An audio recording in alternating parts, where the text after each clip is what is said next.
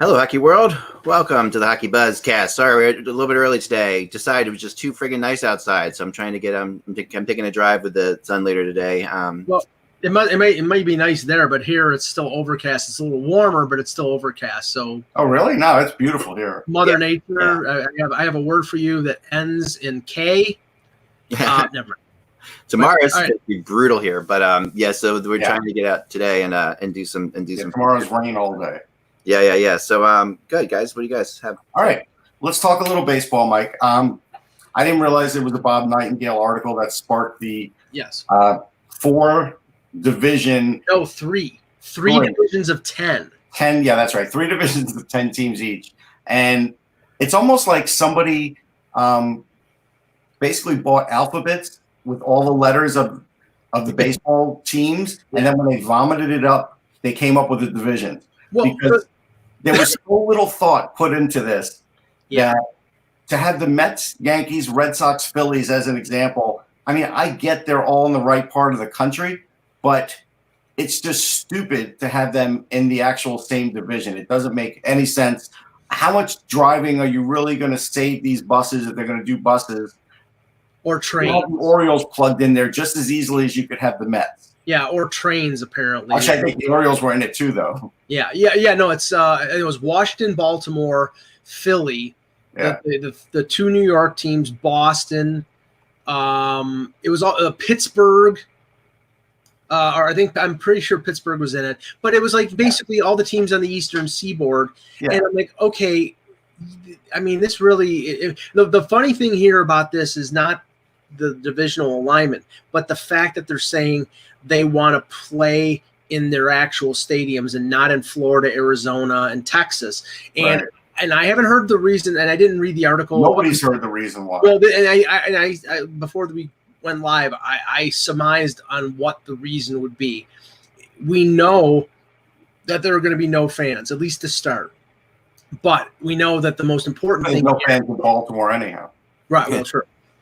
But the most important thing, because it's going to be television driven, and they're fulfilling their contracts with MLB and ESPN and everything else, is the quality of the broadcast. And in these small bandbox stadiums in Florida and Arizona, sight lines and permanent placement for cameras and the ability to keep people out of those stadiums is almost impossible and not up to major league specs. So they want to broadcast games at Citi Field and Yankee Stadium without fans because they have camera positioning and microphones and all that stuff. And I get that, but I don't know how the hell, unless they got blackmail material on Bill de Blasio or Andrew Cuomo, that they're going to get them to be able to play games at Yankee Stadium.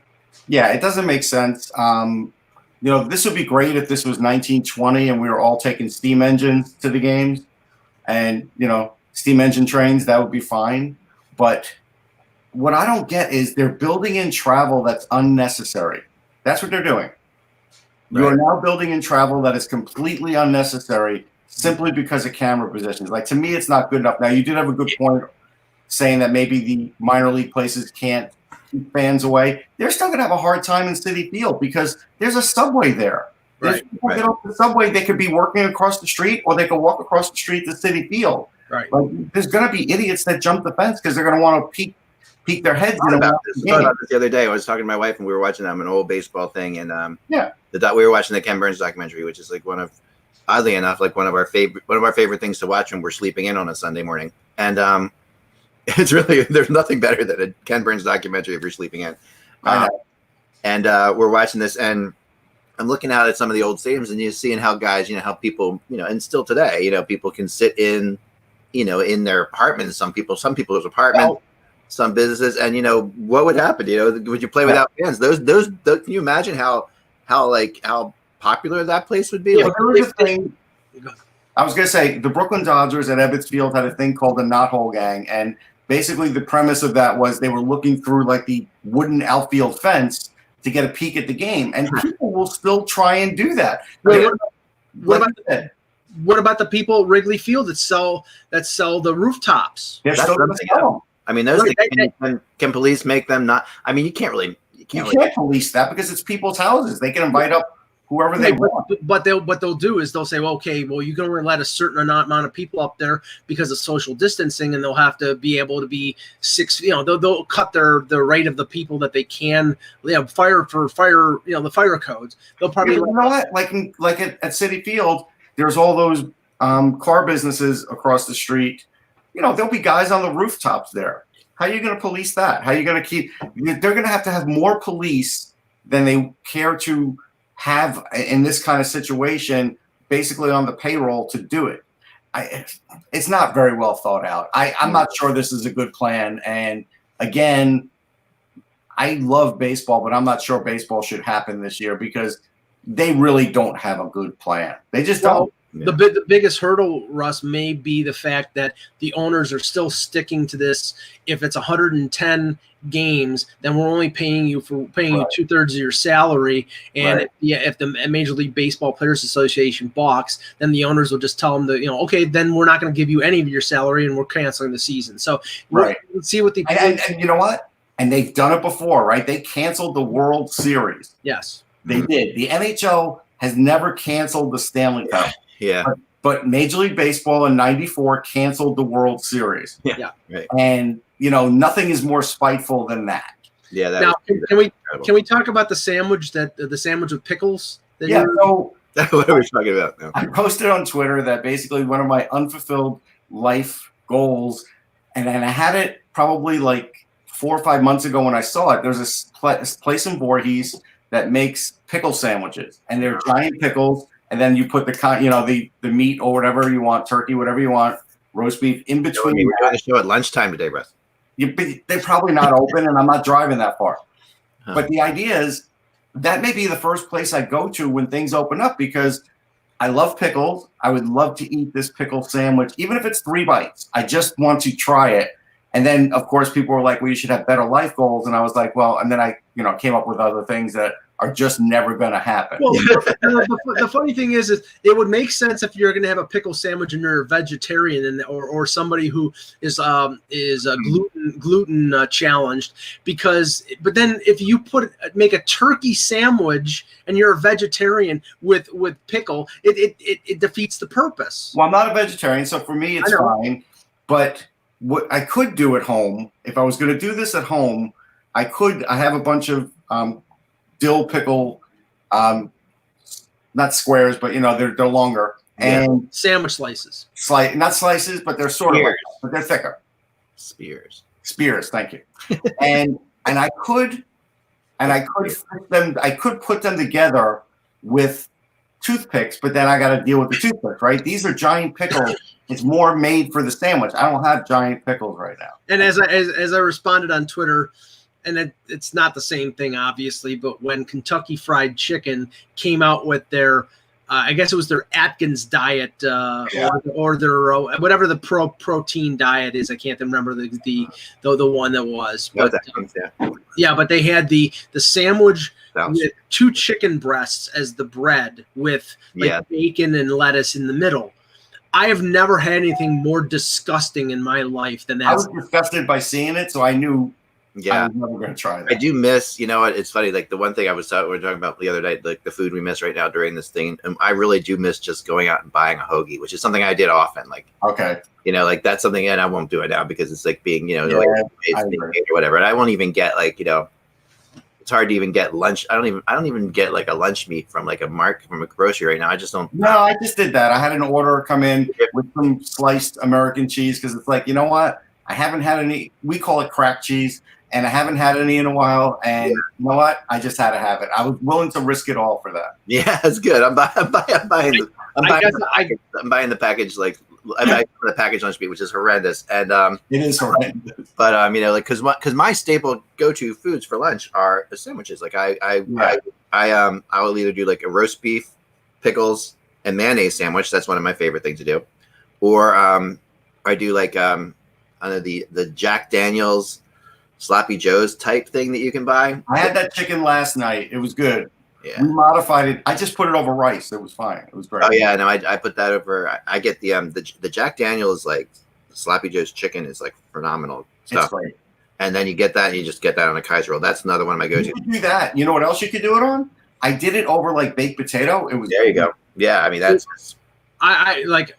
I'm really freaking hungry. What the hell? I'm sorry. Like, I mean, I have continued. I've continued to go. One cheese cracker here. That's like an emergency like food thing. That'll take care of. But that's not true. Actually, I forgot. I have survival tabs. Oh, there you go. I have them once in a while. People have caught me eating these once in a while during the show. If I get hungry, I'll just grab a survival tab. I guess I'm more daring because, and I don't make a habit of going to McDonald's or fast food places as much as I did in my youth, but I've gone to places right now that are still open. Oh yeah, the hoagie places in the area, or McDonald's in a pinch, and I've had cold cuts at supermarkets that they're all practicing. You know, there's no wearing gloves and stuff. Yeah, they're not open. You can't go to the and ask for a pound of bologna. They have it pre-sealed and everything. This is the one time in life where the ticket system doesn't work for the deli counter, and that makes me happy because the ticket system sucks.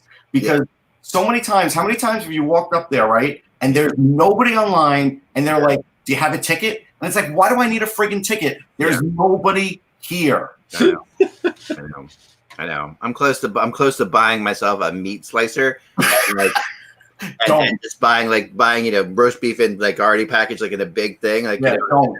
I slice off the tip of this finger when working for a deli on a meat slicer. Don't. There you go. Yeah, I want that. The closest I can come to that, and then we'll get started, is when I was in high school and I was in a machine shop. There was a bandsaw, and I had a piece of metal that I was taking the rough edges off of it, and it had this thing that had two handles on it, and you'd put the piece of metal in between the two handles, and it had like a little jagged things on it to hold the piece in place. Right. Well, I'm pushing it through, and all of a sudden the piece flew off. My finger goes right into the bandsaw, and I still have a scar on my thumb. Nice. So, and the teacher was like, that's a scratch. Just walk to the nurse's office as I'm holding my finger, gushing blood. Yeah. You know. Oh man. I gotta share something then. This is so funny. Like along those lines, this is real, then we'll get out of here. Okay, so when I was in metal shop, back in high school, I was partnered up with a kid named JD Weinroth, and JD Weinroth was already an actor at that point. Like he had been out, he was leaving to go to California on occasion and do movies and stuff like that. And he turned into this guy. Let me show you. Like he turned into JD Roth, which was like, and I don't know if he was like you probably wouldn't know him, but he was like a game show host for a lot. He looks a little familiar. Yeah, he's like, this is him. So this is JD. This is JD Weinroth, and turned into JD Roth. Anyway, he was my rap partner, and he had just gotten the really exciting thing of a pen with a clock in it. Remember? Yeah, I remember those. And in metal shop, I was like working on something. He had this really, I guess, expensive pen or whatever on the table, and I broke it like in the metal shop somehow. And I was like, so he hated me forever. Like this. I think you could have gotten those pens at Things Remembered though in the mall. Well, now you can, but back then this was like new, and I think that he hated me for the rest of like our time, like for the rest of eternity. Yeah, like and then he goes on to be famous. So every time I saw him, like he did some kid shows, like where they would drop slime on people and stuff like that. Yeah. Oh, he did Nickelodeon stuff. That was kind of his stuff. Yeah. Okay. Because he still like looks like a kid actor. You're Newman. Yeah. Anyway, so yeah, it's just so funny. Hey, remember me? I broke your pen. There you go. Sadly, he would probably remember it because he was. No, but here's what he would say he doesn't, but he would. No, he does. There's no question about it, and because he would still mention it, like even like that was freshman year of high school, like when we were like seniors, he would still mention it. He still wouldn't really talk to me. It was the funniest thing. He was like your Costanza can't stand you guy. Yeah, I didn't have many enemies, but he was one of them. And I thought it was so ridiculous, like that it wasn't like I could care less about this kid, and it was Well, that pen was probably like the watch in Pulp Fiction that Christopher Walken gives to the kid, that he hid up as for in a Vietnam concentration camp. Yes. So that probably had sentimental value to him. Oh, it did. It must have. You traumatized him. We'll start. Here we go. Hello, Hockey World. It's Wednesday, April 29th, 2020. I'm Michael Agello, and this April has really sucked. I'm Russ Cohen from Sportsology. Thank God it's only 30 days in this month. And I'm Eklund. You're watching the HockeyBuzzcast on HockeyBuzz.com. It's a podcast that comes every Monday through Friday to fill you in on the comings and goings in the hockey world and other things at this point sometimes, but not too often. And we're going to start off today with Russ's book. I want to start off with Russ's book. Okay. So Russ, you have had like this crazy. Russ is an author, as you guys know, and or you may not know, but you should know. Yeah, and you can go steal this book. Oh, never mind. But Russ Russ writes a lot of great books. He's written books on the Winter Classic. He's got his 100 Rangers greats and all the other books. You should really at some point list off your books, Russ. I mean, give us some of your books. Okay, so 100 Ranger Greats is out of print, so that one you could really only get from vintage places. We own the rights. At some point, we may put that book out. There's a book called Strike 3 on the year that they canceled the World Series, 94, 95 Oakland players. So there's a book on that. There's a book on the Flyers, Images in Sports. That's it's all up on my Amazon page all together. I do actually have a page. Yeah. There's Winter Classic, as you had mentioned. Winter Classic's a good one, great one. There's Sticks and Stones. There's Baseball's Best Rookies, and then there's one called Pioneers of Baseball, which is a photo book with a lot of great old information from the 1890s through the early 1900s. Awesome. Well, let's talk about Sticks and Stones. Okay. So this book is essentially it's how the concept of it is how college hockey prepares you for life. Right.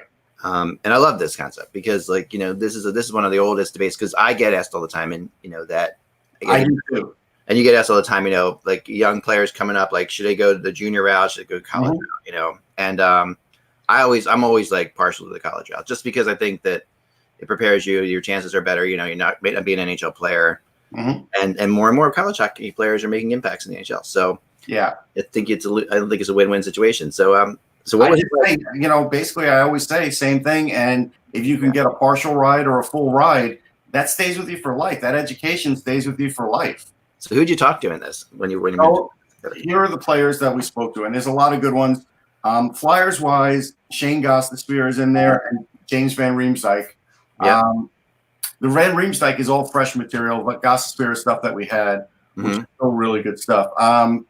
Ranger wise, there's Adam Fox. Islander wise, we've got Anders Lee and Devin Taves. We've got Jordan Leopold in here. We've got Steve Carell from The Office because he was a goalie at Denison University. There's a picture of him in here, and I spoke to his coach. Wow. Craig Smith, who we're all familiar with. Yep. Not all are superstars, though. Blaine Locker. Sure. Tony Granato. Justin Advocator. So if you're a fan. Mike Richter, Mike Richter was the most interesting for me because I could tell. I waited for him at an event. This was at like a casino in Westchester, New York. And it's funny because just so you know how much time you put into a book, or people should know, it always takes around a year. But then there's also, it takes a year because you're trying to track down guys. Yeah. And I did not want to do this book without Mike Richter. And this was the only way I could get a hold of Mike Richter. He wasn't answering emails at that time. So I went there and he was gracious enough to give me a few minutes. But the interesting thing was when I asked him about his college career, he paused for a minute. Because if you think about it, you've never heard Mike Richter talk about his time at Wisconsin. Never heard. I was about to say, I didn't even know. And you're from he's from your area in New York. He was never asked that. And he was always asked about the Stanley Cup and Mark Messier and talk about all that, the World Cup. So he had to really, dig deep to remember back about Wisconsin. And I could tell he enjoyed it for a minute because it was something that he had never really, truly thought about for a lot of years. And that's, you look for that kind of stuff when you write a book like this. We have one, Minnesota Duluth, which includes I forget the brothers' names now. Hold on, I have to go to the page because Now I'm just getting a brain fart. It's one. Well, we have Caden Primo in here while I'm waiting. That's not Minnesota Duluth, but that's all right. Well, here's the book for those who are looking on Amazon. Actually, I want to show you guys. And it's it's Jackson Cates and Noah Cates. Noah Cates is a Flyers draft pick, and if you remember, Jackson came into rookie camp with the Flyers this year, so they were coming off of multiple championships, and so I spoke to them. That was the Minnesota Duluth portion, and then we also spoke to Quinn Hughes. Now, the interesting thing, Cam Talbot from Alabama Huntsville, the other day they had Quinn Hughes, Cale Makar, and who was the other defenseman they had on there? Oh, no, actually, I think it was just Hughes and Makar. No, yeah, it was just Hughes and Makar. And the NHL did that call, and I was like, I retweeted it because I'm like, they're all in my book. Like they're all.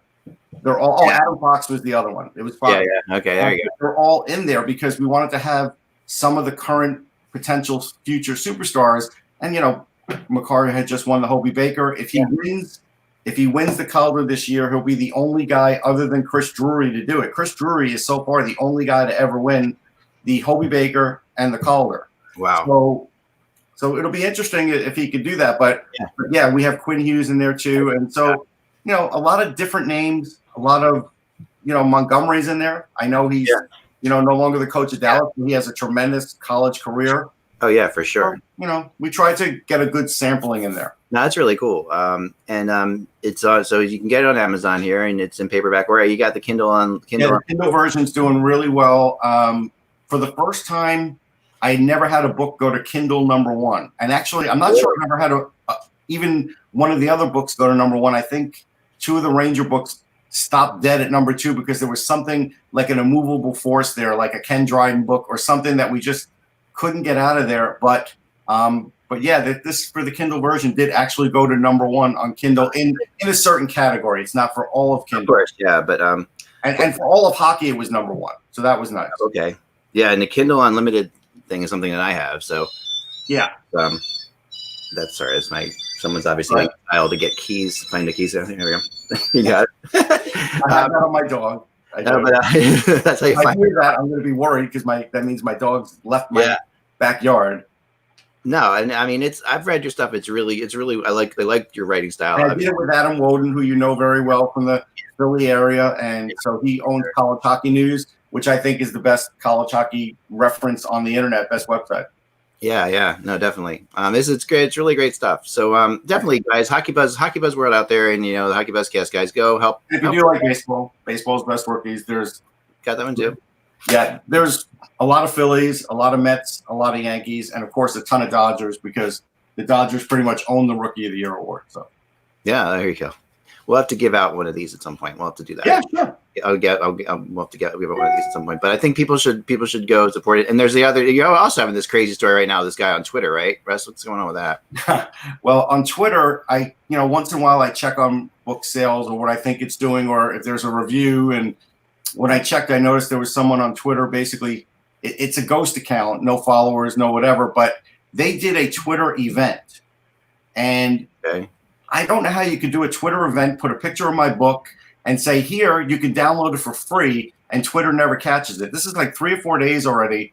I think 3 days now we're going on that they've done nothing other than say, oh, yeah, we got your request. We'll respond at some point.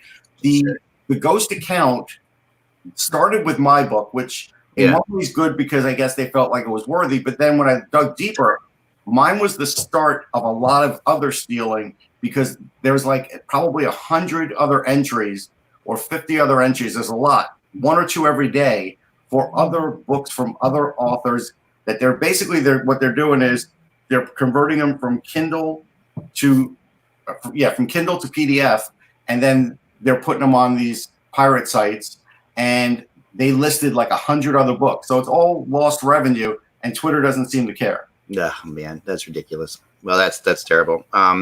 Yeah, Twitter's an impossible company to deal with. Like like the famous blue check mark and everything like that.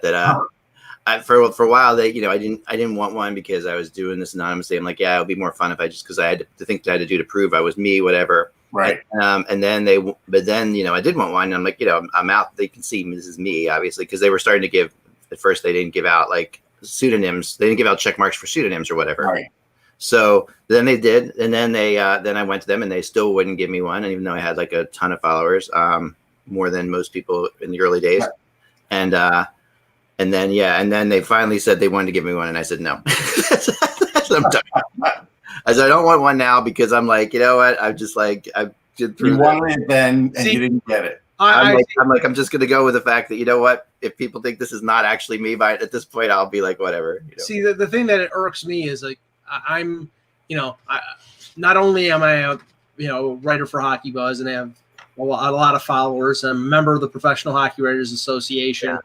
Yeah. I applied for the check mark and didn't get it.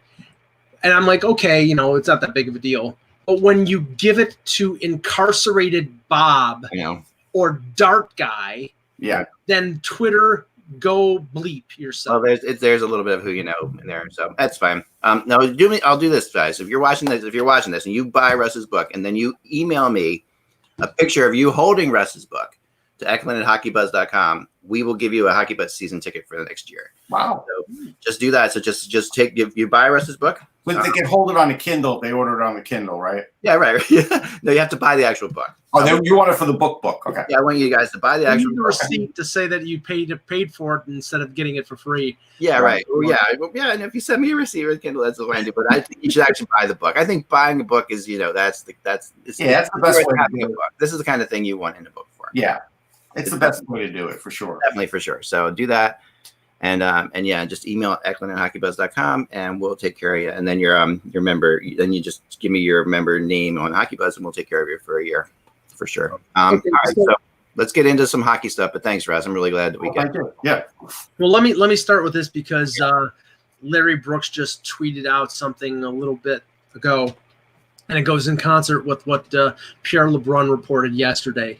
Bob McKenzie. Bob McKenzie mentioned that there was not great amount of support for the June draft, that the league is souring on the June draft, that there's been pushback from many teams.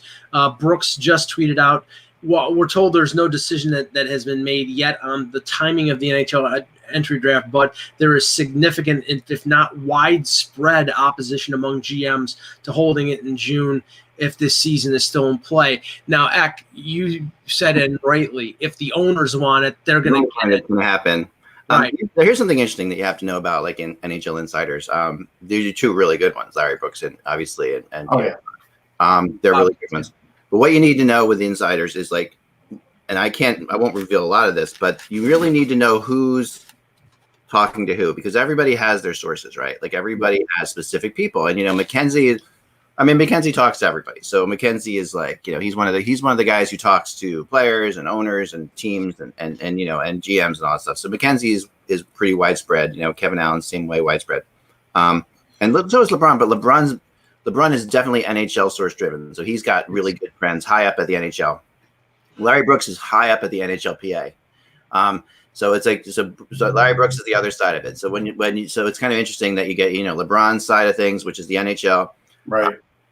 And Larry Brooks at the end is more of like the NHL Players Association. If you remember back in the lockout, you really saw that kind of stuff. Like, you saw. Yeah, he was the president. He was the guy in charge. Yeah. And Larry Brooks. And, so during that, back then, not the president of the PHWA, but the NHLPA, I'm saying. So. I don't know, but yeah, he was the president. Yeah, the PA and Professional Hockey Writers. Like when they used to televise the awards in the early days, and they had the guy from News Radio, Larry actually would go up there and read one, for the award for the Masterton. So yeah, Larry is so Larry has really great contacts within the Players Association, and always has, like from Goodenow, on. Yeah, has always been really tied in to Saskin, different people that were involved. You're bringing back names that I don't know if we want to hear about again. But. Yeah, they're fun names to talk about. But he's still, and now, let's bring up Jim Balsillie. from Donald Fair, the same thing, So, and so when you read something from LeBron, you can pretty much say that that's coming like directly from the NHL. And when you can read something from Larry Brooks, you can say that's definitely coming from the NHLPA. And that's what's uninteresting when they sort of, with those two people writing stories about this, it does show you that that's the sentiment on both sides of the aisle right now. And I think that is the sentiment on both sides of the aisle, but I still tell you that the owners have the last say, I think, and the owners are really pushing Bettman because they really see the benefit of this. So we're at a good old fashioned standoff, I guess. At the end of the day, we're always going to see opposition from both sides, and I get what you're saying, Eck, because if you ask, like, I don't know, let's just bring up Jeremy Jacobs, his little circle might be for it, and then somebody else's little circle might be against it, and they probably haven't spoken to every GM. Or recently every GM. So they're saying, yeah, this is what I think they're thinking.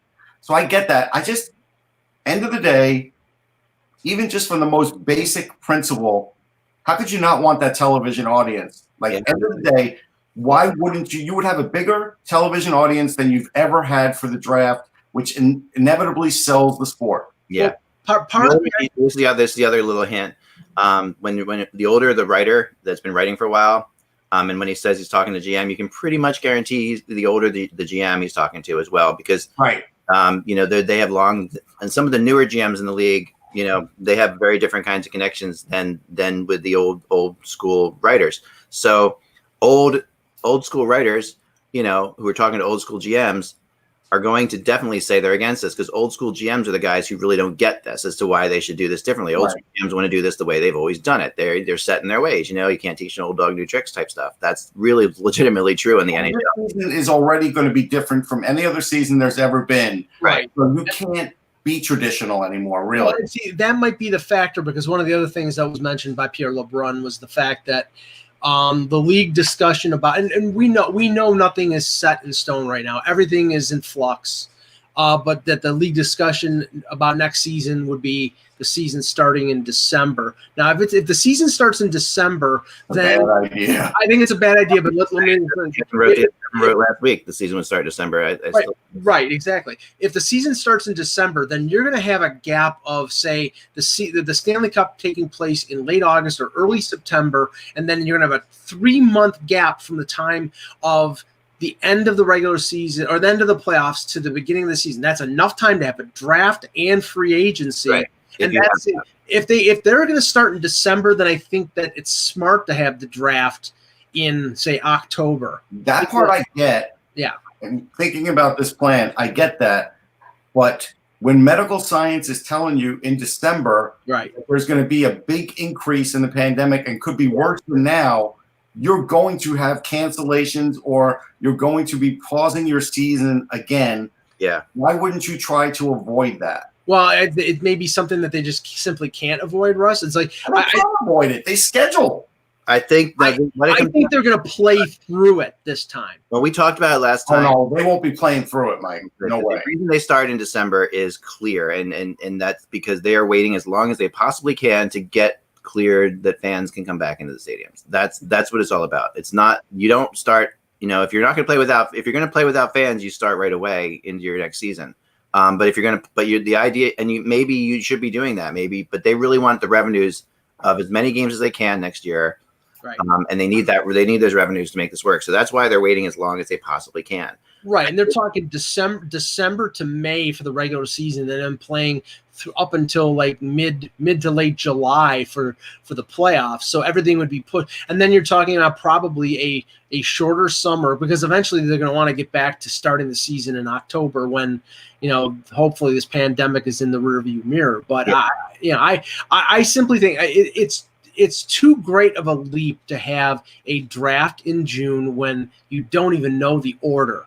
And if you're really going to like make the order of the lottery and of playoff situations based on rolling back to 68 games, it's just fraught with peril. I don't think the benefits of having a draft without trades, without, unless it's trades of picks, is going to really be that much of a benchmark for this league. Do it the way you always do it. after the Stanley Cup Finals. Who says fraught with peril anymore? Where did you get that from? Good word. Good term. I have an education, Russ. No, it's good. It is indicative of Mike's education. So I think I get it too. Listen, honestly, if there is that much time between the seasons, then I think it does make some sense to have the draft then. And I personally, if they're not going to do, obviously if they're not going to do trades at the draft, then I think that I think trades and the draft have to go hand in hand, because I know teams need it to make it economically work. Yeah, I mean, if you're gonna ask me what is the more likely of the two scenarios, having a draft in June that allows trades, or having a draft in October that allows trades, I think it's October. Yeah, no, I think that's probably the case too. I think the most likely thing is still June without trades, but I don't know that that's an instinct thing, because I mean, obviously, yeah, I mean, if there's a big enough trend, maybe, and who knows, maybe some of the GMs have convinced their owners to back off too. Like, it's possible, I mean, there are some of the younger owners out there, work very closely with the GMs, and here's the other thing though, guys. I mean, again, I did hear that they're making great headway with a cure in Oxford, and maybe best case scenario is it's out by September. But if there's not a cure out by September, these stadiums, when December hits and the season opens, if they know that the pandemic is starting to pick up again, they're not going to games. Yeah. Right. Yeah, I'll tell you one thing, Russ. I don't think, and I remember we mentioned earlier in the week the report of stadiums being modified for social distancing. Right. I'm sorry. I don't know whether these owners are going to, on purpose, take out thousands of seats on a situation that may be in flux in terms of 6 months down the line. They don't have to take them out. They could just not use them too. They can do both. Yeah, they would just rope them off type things. But I think that, I mean, the question is how much you're going to take advantage of your fans, because honestly, the reality is, if the season starts in December and everybody assumes that we're going to be able to play, you're going to go to your season ticket holders and say, renew your season tickets or else you're going to lose them. If you don't renew your season tickets, because you're afraid of the pandemic, which is totally legit, are you willing to perhaps lose your season tickets to somebody else who's waiting for them in certain cities? In certain, now that's not true in all cities, of course, but there are cities that have good sized waiting lists still to get season tickets to the NHL. Toronto. And Toronto, Montreal. I mean, there's plenty of places, and a lot of them now. I mean, I think the Rangers probably do too. I don't even know, but I think the Rangers are not as flush as they were before. Okay. Yeah. I mean, a lot of teams aren't. The prices have gone up and stuff like that. It's gotten harder. But there are places where season tickets are sold pretty strongly, and even then you like your seat, you like who you're sitting near. Are you willing to, and if you can afford season tickets, are you willing to take this year on a gamble to wait to be able to keep your tickets? And are they banking on that? Are they banking on fans doing some of that? And I think they are. I really think that's part of it. Part of their thinking is that people won't cancel their tickets for 1 year because they're going to want to get back to where they were. They're going to, and if things get better, if they want to have, by the playoffs, maybe they'll be safe by the playoffs next year, and they'll feel like okay because that's a year after this thing happened. So who knows? I mean, that's how I see it. I think that, yeah, I mean, there's money to be made. That's what they're looking at. The other thing that Darren Drager mentioned was the timeline. Apparently, they pretty much believe that the self-isolation will be extended to May the 15th, which goes along with a lot of the shutdowns in the U.S. and Canada. But that after that point, there's been talk about allowing players to go back to their facilities, to practice, to work out, to skate. But the other thing was, when we talked about this a little bit, is the European players returning, and whether players, say, for example, from Sweden, who did not have any kind of shutdown or self-quarantine, who basically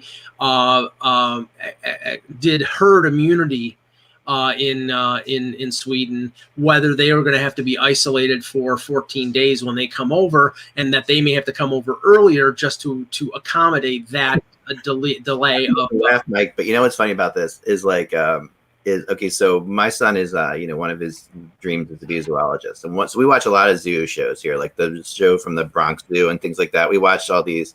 You seen that one? The zoo. It's called Russ. No, I haven't, but I have not. No. Yeah, there's a lot of good zoo shows out there that go like backstage at the zoo and talk about different things. And I watch a ton of them. I find them really soothing. Actually, I watched so many of them.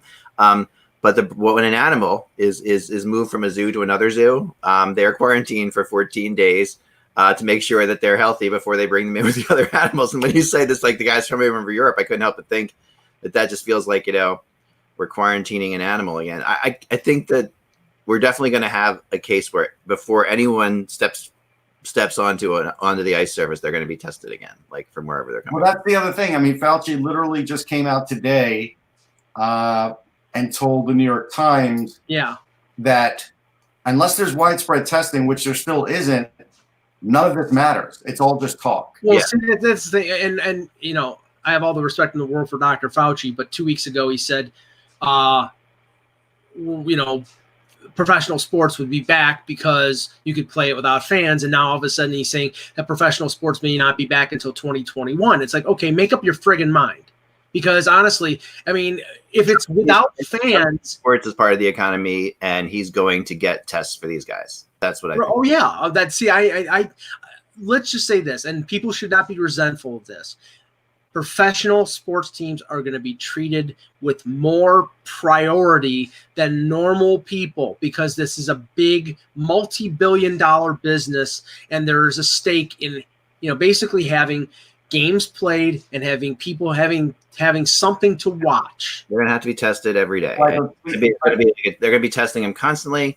On top of it, if anyone's sick at all, if anyone feels any symptoms at all, they're going to be quarantined. There's going to be. Just so you know, Fauci is like no fans for a long time. Yeah, and I think no fans is definitely the case. But like you're talking about that next season having fans, and he's not talking about that. No, and I think but that's why the NHL's put it off as long as they possibly can. December is the latest they can start and still get in a full season in their mind. That's what they're thinking. So they're thinking if we're going to get as many games as we can, or even like 70 games or whatever, I've heard that they could start in January, and I wrote this before, that they could start in January and play 70 games. They'd rather do that, I think, than start in December without fans. So it's like it depends how. Right. Well, the one thing that was mentioned was that if at all possible, they want 82. Of course. Now, if all you can get is 70 with fans, then that's the last case. 70 with fans is better than nothing. It's like but here's the other thing, guys. Here's the other thing, and this is going to be up to the leagues, and it's going to be very hard. Fauci is basically saying keep them very well surveyed, namely a surveillance, and then have them tested every week if there's enough tests. Otherwise, you can't do it. And the surveillance part is going to be very difficult. And like we were saying, if they're going to put it in big cities like Toronto, like it's been written about, good luck with surveillance. Yeah. Yeah, I mean, they're going to not be able to leave. They're not going to be able to leave the hotels, guys. I mean, it's like this is what the reality is going to be. That's what they say. And that's what you say. And when your dad said you're grounded and you can't leave your room, and sometimes you would, are they going to put in this day and age of social media? If they get out at all, it doesn't matter. Basically, if that happens, they're going to have to have like a zero tolerance thing that if you don't hit a curfew or whatever, you're done for the season. You're suspended. They could go down to the hotel bar and get it.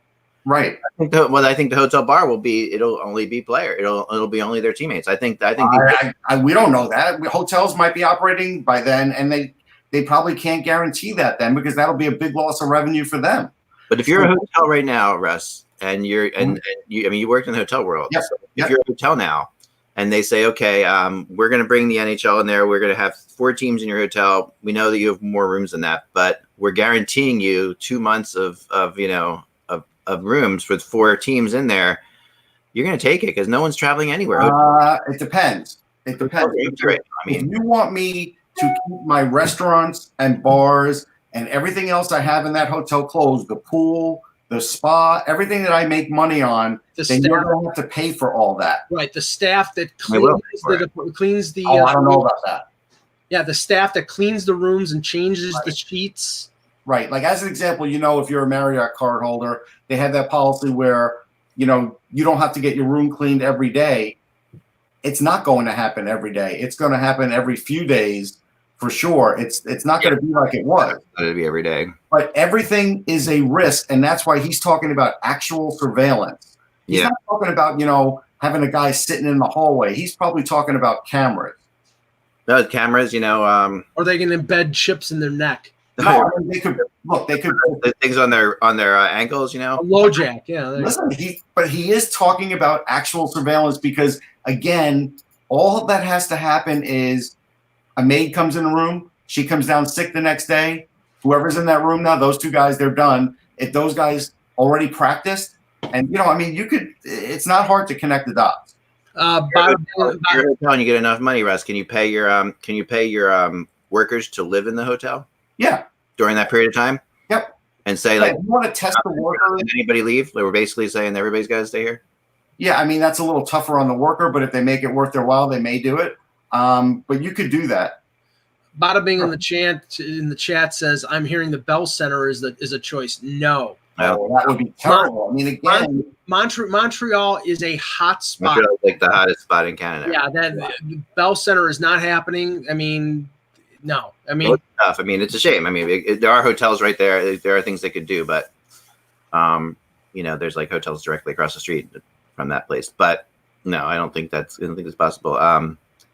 And by the way, I'm not drinking a Tab, by the way, Terry, and I'm drinking a Coke. This is straight out Coke. Sorry. Yeah. By the way, it's cinnamon Coke.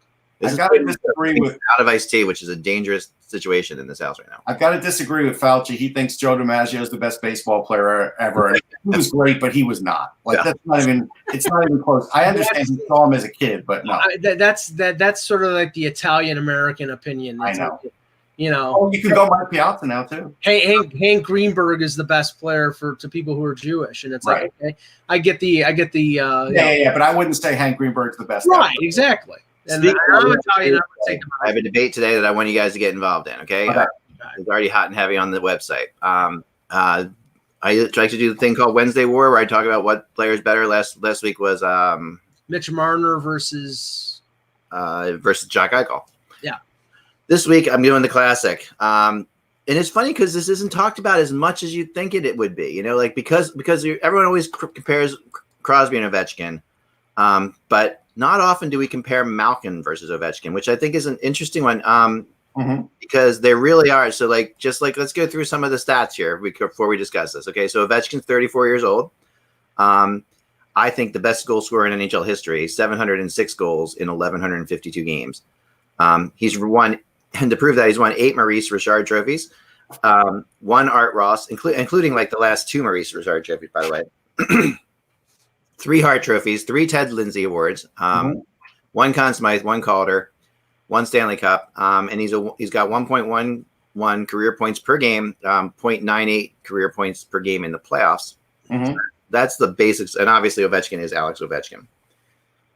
Russ, is there a bigger drop off in a draft from Ovechkin at 1, Malkin at 2, and then number 3, Cam Barker? I mean, I just did this as a redraft with a guy about 2 weeks ago. Cam Barker, we have to remember, at that time, won a gold medal in the World Juniors. Hockey was a rough and tumble game still then. He was a rock-solid defenseman who played with grit, and he played great in the World Juniors, so everybody imagined him as being a top-pairing guy, and it just didn't work out. That's for sure. Malkin, 33 years old. 1.19 points per game, which is higher than Ovechkin's. 1.04 points in the playoffs, which is higher than Ovechkin. Yep.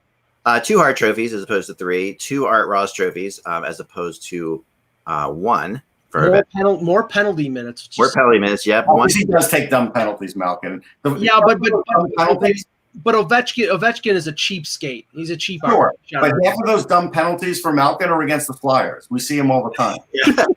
Yeah, 1 Ted Lindsay award, 1 Conn Smythe, 1 Calder, and 3 Stanley Cups. And a partridge in a pear tree. Which is, of course, a big thing, which I wrote, which I made a mistake on my website. I'm going to fix right now. But 3 Stanley Cups, yes. And so my argument on this one, and it's that you go first. You need to go first on this one because I believe Malkin is better. And the reason I'm going to say that, I mean, first of all, these numbers are, numbers are numbers, and statistics are statistics, trophies are trophies. He plays on the same team as Sidney Crosby, so he's sharing Hart trophies. Like he's splitting Hart trophies because only if the Penguins are really good one year, they can only give out one Hart trophy to that Penguins team, and it tends to be Crosby. All right, so and he's also doing all of this as a second line center for the most part. Obviously playing on the first power plays, but second line center, and he is those numbers as a second line center to me are phenomenal. He's a better two-way player, no questions asked. Better defensively. Ovechkin has a chance to be good. Ovechkin can be good defensively when he chooses to be. We've seen it a couple times in the playoffs, but for the most part, Malkin's a way better passer. Malkin is a really strong playmaker, and from the first time I saw him play in his first game in the NHL. I went to that game out in Pittsburgh. I've just been amazed by his ability to see the ice. He sees the ice incredibly well. He sees the ice better than Ovechkin sees the ice. He sees the ice maybe better than almost anyone sees the ice. Malkin has great vision. But where I mean, to Ovechkin, no one scores like Alexander Ovechkin. Like I said, he's the number one. He's the best scorer of all time in NHL history, in my mind. But at the end of the day, if I could I take one guy from my team, I'm taking Malkin. Just because I think he scores almost at the level as Ovechkin. I mean, but and he out assists Ovechkin all the time. And he's also a center, which means he's not going to score as many goals at center. Right. And I'll let Russ go first with who he's going to pick. But let me just say this. I think because last week we had the same dilemma. You're matching up apples and oranges. You're matching up a center against a winger. Now, this is possibly the best winger of all time. Right. And you're still. No, I think it's a fair matchup, actually. And this one I do. Well, I mean, there's a natural matchup. I mean, they're the same draft. They're both from Russia. But centers are inherently more valuable than wingers. Now, Ovechkin is probably the greatest or one of the greatest wingers in league history. And you're still rating Malkin as the better of the two. Yeah. So, I'm taking Malkin. You have to in the future. I think you have to match winger versus winger and center versus center, or defenseman versus defenseman, because then you're really choosing who is the better player regardless of position. I see that argument, but if a draft comes up, you have to draft your player. It's like if I see what you're saying, but if a draft comes up and these two are to be drafted, again, well, use the 2020 draft. Nobody is saying Lafreniere is going to be picked second. He's a winger. Byfield's a center. There was like two days when people said, well, maybe Byfield could be picked ahead of Lafreniere. It's not going to happen. It's going to be Lafreniere. I'll tell you what I told the other guy from the other show. Leading into that draft, Ovechkin was the clear number one because they both were on the World Junior team, and I think Ovechkin had 7 goals. Now, Malkin still was a point a game or more than a point a game. They both were, but I think Ovechkin had 6-7 goals, something like that. And so that's when it was like, all right, you know what? This guy is a supreme goal scorer. We're taking him. But I'm going to go with Eck on this one with Malkin because it's so close. It is so close. It is so close. It's just like. But I'll tell you the big difference for me when I analyzed Malkin, and we've covered them their whole career, so that's good. We know these guys. Yeah. The 2 times that Malkin really was outstanding and led the team. Now, he always had Crosby, but really exerted himself, because these are things that we sometimes say Malkin doesn't do. Yeah. He led both those years. He led the playoffs in scoring and won the Stanley Cup. Yeah. And so that gives the edge to me over Ovechkin, because Ovechkin hadn't won a second cup like that, and Malkin did. And it's not like Pittsburgh's only won 2 cups, but Malkin was certainly a major factor in 2 of them. He was absolutely a major factor in 2 of them. And the funny thing about these guys is, incredible as both their careers are, they're obviously both Hall of Famers. Oh, yeah. I feel as if I've seen games where both of them have not shown up. And it's the weirdest thing. Like I've seen like games where Malkin has been relatively invisible. I've seen Ovechkin's been invisible, and I've seen lots of them. And yet, I mean, they still put up these amazing numbers. I think it's harder for Ovechkin because when you're a goal scorer like that and you're not getting as many assists, there are going to be some games where you're just missing, and you're not going to. You don't get nobody gets 82 goals. But when he goes cold, he tends to mope a bit. He tends to mope a little bit when he goes cold. He does not he's a different player when he's hot than when he's cold. Right. And all around the ice, that is not just but it's like picking up his back checks, picking up things like that. It affects him. And then I've seen games where Malkin, who can take over a game at any point, won't. Right. And he can derail a game too if it's against Philly and takes 2 dumb penalties. A lot of times that takes his team out of the game. Yeah, I completely agree. And I've seen Jan's joining us right now. Hey guys, I got about 30 minutes I can join for, so I figured Jan, why don't you join this discussion, because we were talking about a matchup of Ovechkin and Malkin, and are you saying who's the better of the who's better? The old Hockey Digest question: who's better? And I saw your evaluation. I'm going with Malkin. In my view, I'm going Ovechkin. As much as I like Malkin, so part of the equation for me is who is the guy you would game plan to kind of stop. Mm-hmm. And while Pittsburgh has lots of other players, even if not, you're when Crosby was out, you're kind of looking at Malkin. But you're game planning to stop Malkin, in my opinion. When you're facing Washington, the first and foremost, how am I stopping Ovechkin, or what am I doing to limit Ovechkin? And it's interesting. It's an interesting argument, Jan. I do get that, but at the same time, I will argue that you can game plan against Ovechkin more than you can game plan against Malkin. I think that's why there is truth to that. But somehow Ovechkin still finds a way to get open on the left dot because of the system they use and be able to kind of score from that location. And he's more physical. I love Malkin. I think Malkin is a phenomenal player. There's no question about it. My opinion, if I'm evaluating the two, I still have Ovechkin a slight tick above Malkin. Well, I mean, and the only thing I'll say before Mike goes about always getting open on the left dot, that's only the last 3 or 4 years. Remember, they changed it because he went stale for like a year. Yeah. And he had a bad year. He was making the same move to get in the scoring position and on the same spot. He's moved around a little bit more lately. Yeah. But more than Malkin. But Malkin's not a goal scorer. But Malkin has really not changed his game, where Ovechkin did have to change it. It's not a knock, but it's just true. And this is not a very scientific argument, but you have to use this. Ovechkin, like I said, he's up there with Bossy. He's up there with Rocket Richard. In terms of Bobby Hull, in terms of the dominating wingers in the history of the league.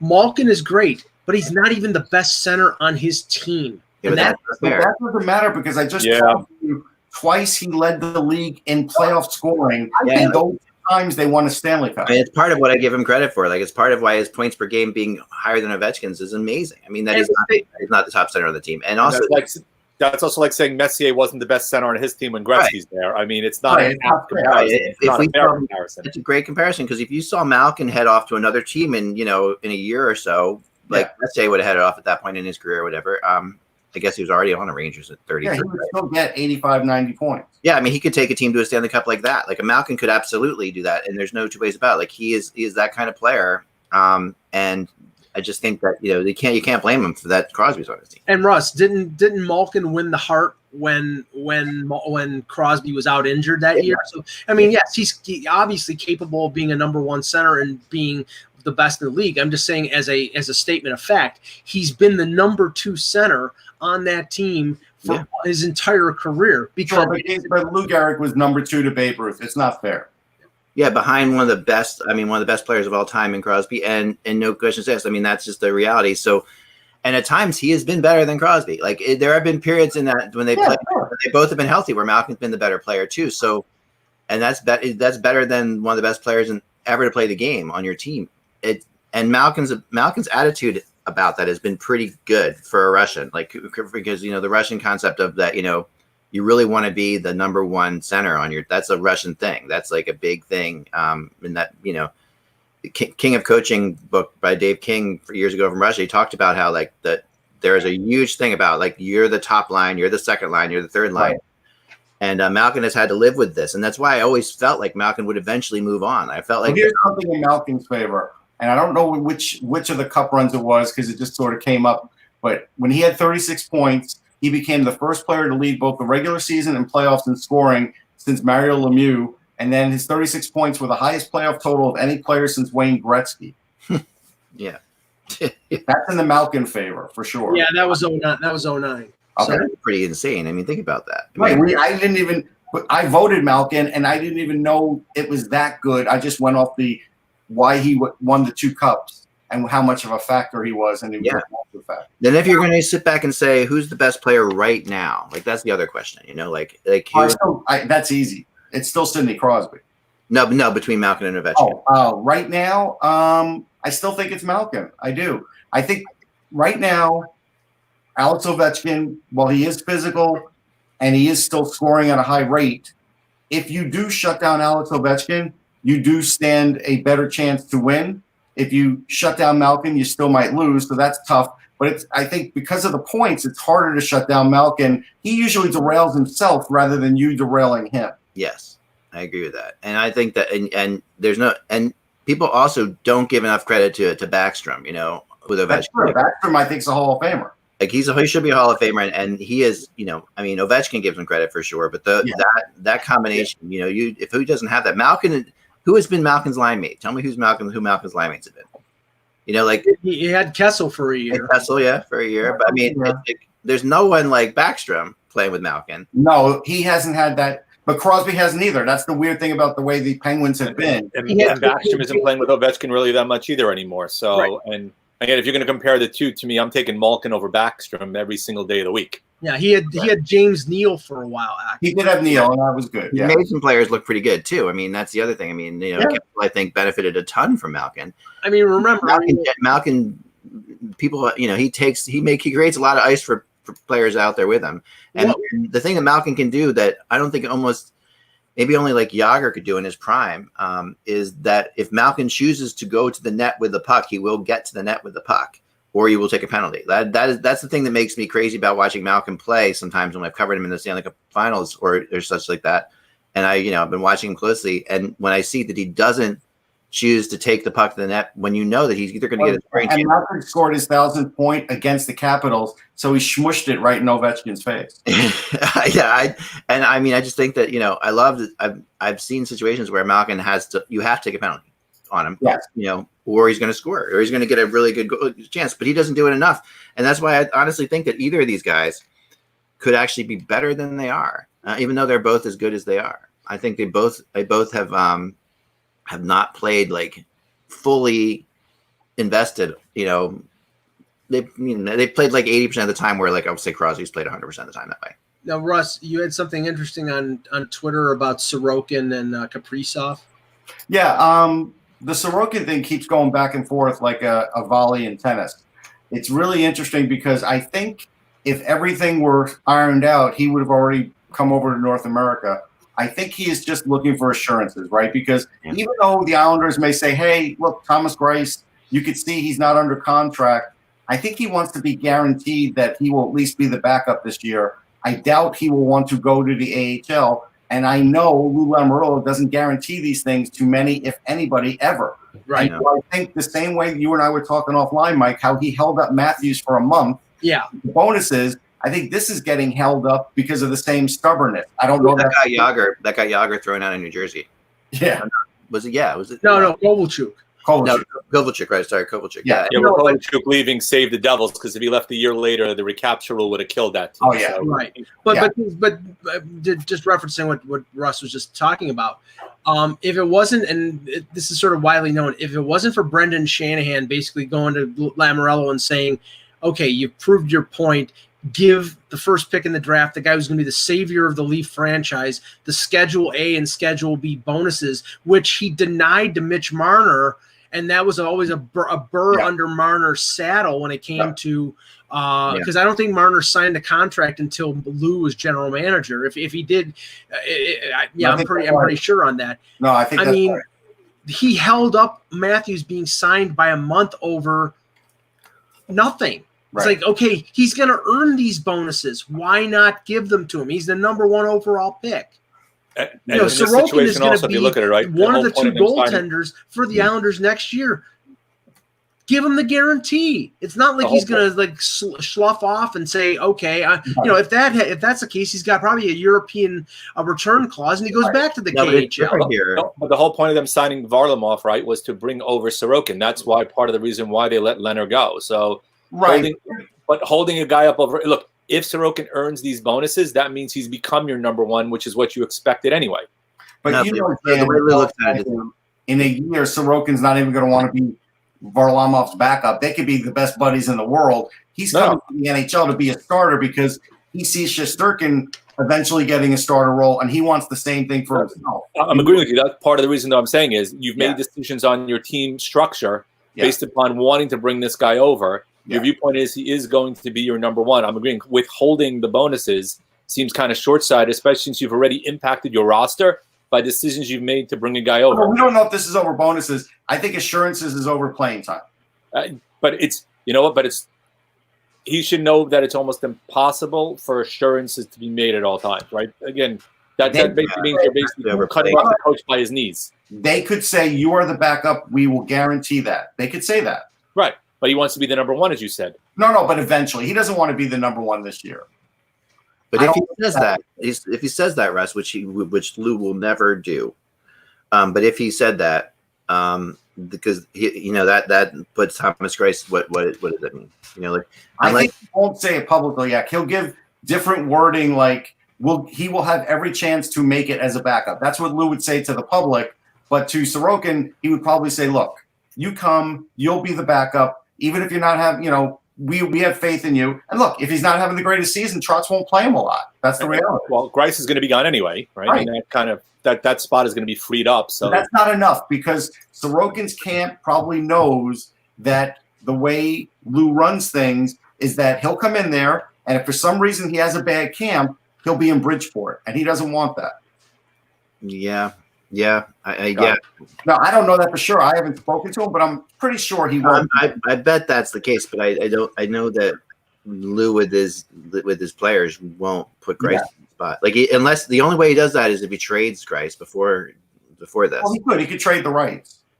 If he trades Greiss. No, if he trades Greiss, and then there's no other backup. But he's not going to trade his negotiating rights at the draft. Yeah, perhaps. So the other thing is Kaprizov. The feeling is what I was told is he already told Ska that he's gone. And the club acknowledged it. And the only holdup here seems to be the agent part. Because I think Guerin's right in not wanting to have a discussion without an agent because you could talk to the guy and then the agent might have a different opinion, right? So it's better to do it when they're both in concert. But the feeling is that Kaprizov is going to come over this time, where last time he didn't want to. But now he really wants to, and he's telling people he really wants to. And I think the fact that everything happened the way it did with his agent right now tells you that he wants to, and he probably just wants to get the right bonuses. And so I think we are going to see Kaprizov now. Yeah. Yep. I can hear you now. Okay, good. Yeah. I'm pretty sure Leopold would want him. Well, they are very well, I said that about him. Obviously, if you could get a guy at an ELC who could score 30 goals, you want that. I mean, he's by far their biggest prospect, obviously. Yeah. Well, and I think I said this like a week or so ago. I think that the willingness to trade Parise is directly tied to them getting Kaprizov because you can't trade Parise, who's still effective, even though he's got years left in his contract. He's in his mid-30s. Right. You can't trade him unless you have somebody who's a ready-made replacement, and Kaprizov is going to step into their top six. Yeah. Yeah, that's true. Let me just answer this question quickly from Esmir in the chat. He's asking, are the Leafs still looking at that Russian goalie? His name is Timur Bilyov. Yeah. He re-signed in the KHL. Now the Leafs we're not looking at him after they made the trade for Jack Campbell. They have, Anderson and Campbell. Now Campbell's played well for them. I think they're okay now with their two goalies, and got a kid like Joseph Wall developing, probably be in the AHL for a couple of years. The question is, and I've written about this, is whether Anderson, he's got a year left in his contract. The worst, and I'm going to write about this today, the worst situation for any player right now, and Jake Muzzin referred to this in his conference call yesterday, he's very thankful he got his contract done, because these unrestricted free agents who are going into this summer looking for deals, I would hate to be them, because teams are going to say, well, we don't have the money. Yeah. And Friday starts the the Russian UFA period, so signing period. So that'll be interesting, and that could affect the Leafs maybe getting somebody if they're not getting the offers they want, the next couple of days. So we'll keep an eye on it. No, I believe that too. That's very true. All right, I guess that's all the time we have. We started at 12 today, and thanks guys for jumping in with us. We really appreciate it. Thanks, Jan, for jumping in for that discussion, even though you didn't agree with me. I'm okay with that. More fun that way. And tomorrow we'll be back. I'll have reports. I didn't go. Universe. Yeah, I didn't get last night. Couldn't get the alternate universe. I don't know what happened in the Leafs Bruins first game of that series. I can tell you. We'll find out. Remember, without the buzz, it is all just hockey. Stay safe out there. We'll talk to you all soon.